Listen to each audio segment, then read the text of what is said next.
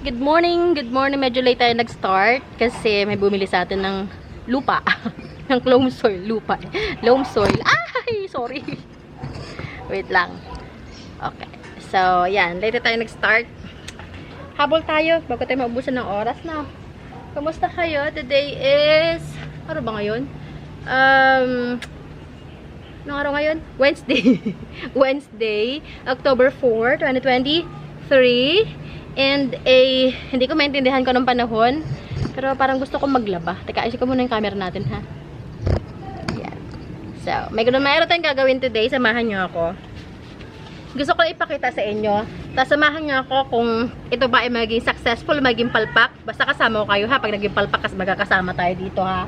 Wala iwanan. Ipropa na natin ang ating... Ay, hindi pala propa. May nagumukbang talaga ng aking lipat ko na lang siya ng pwesto. Wala, ito na nakarang araw eh. Ating Jose Bono. Ayan, lakit na kasi eh. Hindi ko rin siya may benta sa presyo na gusto ko. So, ipropa na lang natin. Parang unfair naman kasi na ibenta ko siya ng mura. Kasi ang ganda-ganda niya. Diba? I-ano na natin, i-air layer natin. Samahan niyo ako mag-air layer tayo. Kasi ito ayan, noong nakarang araw pa ako nang gigigil sa kanya. Gusto ko na siyang i-cut kasi natatakot ako. Baka naman pag kinot ko is madeds. Though meron akong ginawang experiment. Nakita ko lang to kay Plant Girl PH. Pag nagka-cut siya, pag nagpupropa siya, inaano niya nang yung kandila. Pinapatakan niya ng kandila. Hindi ko alam kung bakit. Sa ginaya ko lang siya. Tingnan natin kung yung mga ginawa ko noong nakarang araw is maging successful. Kung hindi mabulok. Tignan natin, balitaan ko kaya. Nasa reels ko yun. Hindi ko lang kung napanood ninyo. Nakakagigil kasi, sarap-sarap gupitin. Yan yung mga plantita na mahilig mag-propagate can relate with me. Sarap gupitin, natin, i-air layer natin. Tignan natin kung ano pang problema mo, Coco Pole. Ayaw mong umayos. Yung pumirma. Hindi ko sure kung makakapag-flex tayo, pero subukan natin kung makapag-flex tayo ng ibang plants natin today. Pero, ito muna ang gagawin natin. Samahan nyo akong mag-air layer.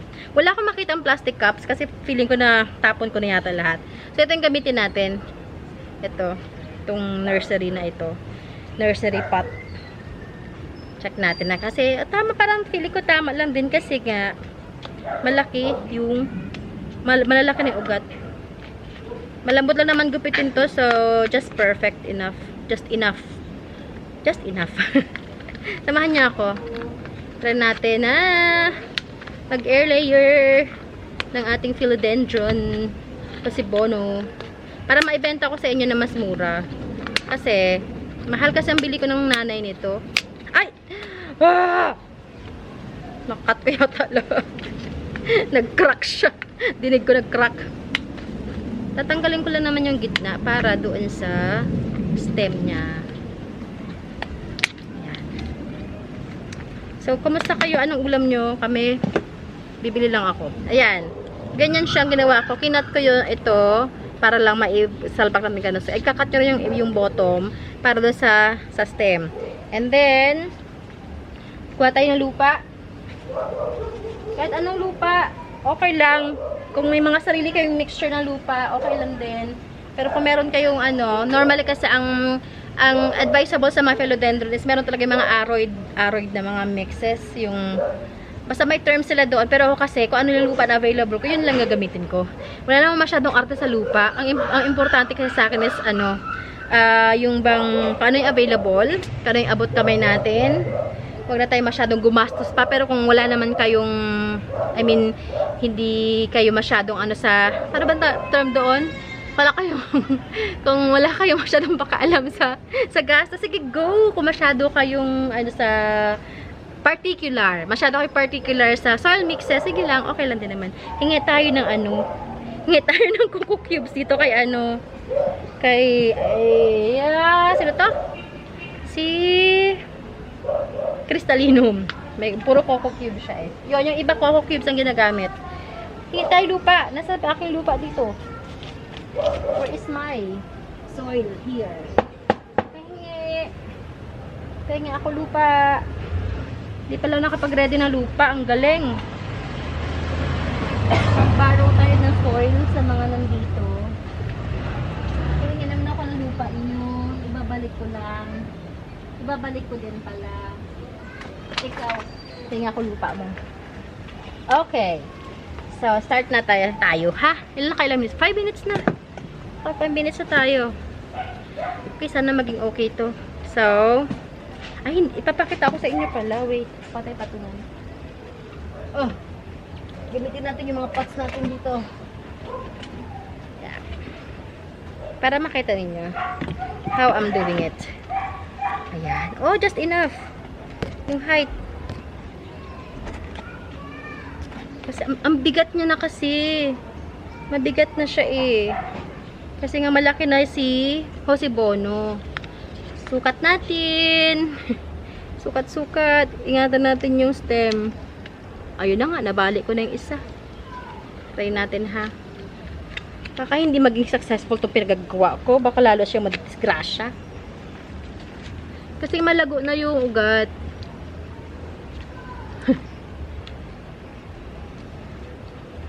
Yan, baka sa halip na maging okay siya, lalo siya napasama, no? Yan, dahan-dahan lang sa ugat. Yan. Yun! Yun! And iti-tape natin siya. Pawisan ako. Tape natin siya. Meron akong masking tape dito. Yun ang gagamitin natin. And then, i-fill natin ng soil o kung anumang soil na inyong choices. Yan. Ginawa ko na to before, pero ang tagal na nung last ko na hindi ko pa nga alam na air layer pala ang tawag doon. Akala ko bagong style. Kung matagal na palang ginagawa, matagal na palang pinapractice yun. Proud pa ako. Sa may bago ako na-discover, blah blah blah. O yun para hindi. May nag-comment, ay ma'am, air layer po yan. Matagal na pong ginagawa yan. Sorry naman. Ayan. So, kita nyo? Yan. So now, if you fill natin siya ng unahin mo natin ito para hindi maglaglagan yung mga soil. Ayan. Kasya pa ba yung soil? Kasya pa ba?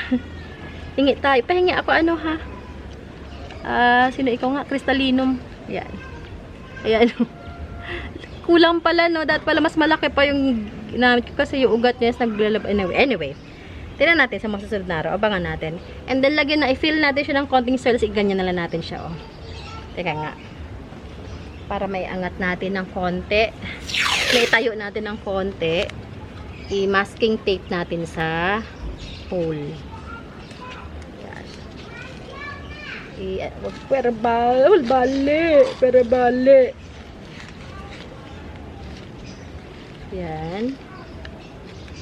I-masking tape natin sa pole. Ano ba itong ginagawa ko sa Jose Bono ko?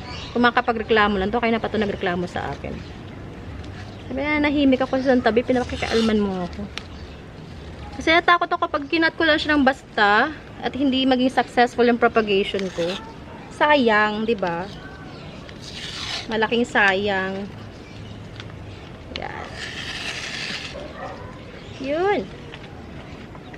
Para tumayo yung baso. Yan. Kailang minutes na? 8 minutes na. Yan. Naitayo ko siya. Now, i-fill natin siya ng konting soil. Para may ano siya, nutrients. Okay. Hingi tayo ng soil dito. Yan. Kita nyo ba? Saan nakita nyo? Mamaya daldal ako ng daldal. Wala pa lang yung nakikita. Yan. Sa iba alam to. Ito ay para lang sa mga hindi pa alam, ha? Sa nakakaalam na, pwede nyo skip videos pag alam nyo na. Yan. Yun. Ayan. Okay. Tapat na ba? Check natin, ha? Ay! Pwede tumba. Pwede tumba. Humangin ng malakas. May ano, no? Merong low pressure. O bagyo na talaga siyang tuluyan. Tak-tak natin. Yan! Ayan na! Ayan na siya. So, yan siya. Para kapasyente na, ano, inoperahan. Nilagyan ng bandage. Ayan. Yan, so abangan natin sa mga susunod na araw ang kanyang result. And then, i-cut na natin. Ayan na natin, i-harvest natin. Gusto ko nga i-cut ito, oh. Ito, isang puno na to. Ang ganda ng variegation niya, oh. Tingnan nyo. Nung una ko itong pinlak sa inyo, yan lang yung bar niya. Ayan na siya, oh. Yung mga ibang dahon. So, dyan na muna siya. Dagdagan nyo natin ang lupa, ang mother. Kasi, ano na siya. Konti lang yung lupa niya. Tingin lupa. Yan. Para siya ay maging masaya. I-refill natin ang kanyang lupa. Kanyang pot. Okay, so para makapag-flex pa tayo ng ano, no? Kahit ilang pot lang flex tayo. Para sa mga naghahanap ng ano, plans today. Para wala akong utang sa inyo. Minsan may naniningil sa akin, Miss Jing, wala kang ano, video. Sige na, ito na, mag-flex na tayo. Ayun na! So, balik natin siya doon. Hi, Jose Bonong, mahal-mahal mo! Dati, napakamahalibuhin. Yan lang isa kong Jose Bono kasi yung iba ko namatay. Yung mga napabayaan moments. Alright. So, balikan ng mga pots. Aray. Ayun. Okay.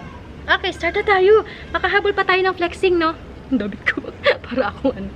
Ito, meron akong, I think this is Gen Maniay na cardboard. Ganda, no? I know. Oh, very nice. I'm selling this one for only 490. 490 ganito nakalaki. Yung may maliit ako doon, magkano ang benta ko sa maliit na to? Ako maliit dito eh. Pero ito yata ay mungkok. Mungkok naman to. Ibang variety naman ng cardboard to. Ah, walang price. Saka natin pag-usapan. Mungkok to, mungkok. Ito yata is Gen Money ay. Hindi ako sure ha. Itama nyo ako kung mali ako. 490. Nakapat na siya. Ganito siya kalash. Malapad ang dahon niya. Ito. Tignan nyo. Gano'ng kalapad ang dahon niya. Yan. So, this is 490. Okay. And, meron pa ako ditong ito, this is Sunburst. Ako lang din nag-propa niyan. Yan. Yan. Ito naman is 230 lang. 230 Sunburst. Ganda, oh. Ganda yung bagong dahon niya, oh. Meron nakapagsabi sa akin na mas maganda talaga ang variegation ni Sunburst kaysa kay Flame. Basta maganda lang ang kanyang sun exposure. Yan. 230. Ano nyo na to? Yan na. Ipa-trail nyo na lang. And, meron tayo ditong tag dito, inabusong Calkins. Na-abuse siya pero ang ganda pa rin niya. Kasi nga, puro sunog-sunog kasi yung dahon niya. Ikupitin natin, ha. Kawawa naman. I-trim natin. Trim natin yung mga pangit na dahon niya. Ayan, look, oh. Yan. O, diba, gumanda na siya nung na-trim siya, nagupitan. Yan. This one, I'm selling it for only 300. Hindi wag na 300. 285 na lang to. 285. 285 pwede nang i-top cut. I-top cut nyo na lang. Ganda ng kanyang ano. Ganda ng dahon niya. 285. Sige, lagyan ko ng presyo kasi baka malit. 385 na dati ang benta ko. Sige, 285 na lang to. Okay. Pag nilipat nyo sa white pot yan, bongga na. Subukan natin, ha. May oras pa ba tayo? Try natin i-white pot. Kunwari lang. Testing lang. Ano lang. Testing lang natin. Ayaw po magbigay ng white. Aray. Try natin, ha. I-white pot natin si Calkins. Para malaman niyo ang aking sinasabi. Maliit na pot ang nakuha ko. Yan, oh. Maliit na pot. Tingnan natin, ha. Doon sa mas malaking pot. Ayaw kasi magbigay. Ayaw mag-iwahiwalay. Why? Why, oh why? Ito. Try natin dito. Yan. See? Sabi ko sa inyo, pag naka-white pot, tapos nagiging maganda siya. I know. Oh, diba iba na itsura niya. Next.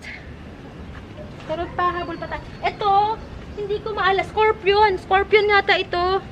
Scorpion Anthurium. Ayan, black siya. As in, black talaga siya.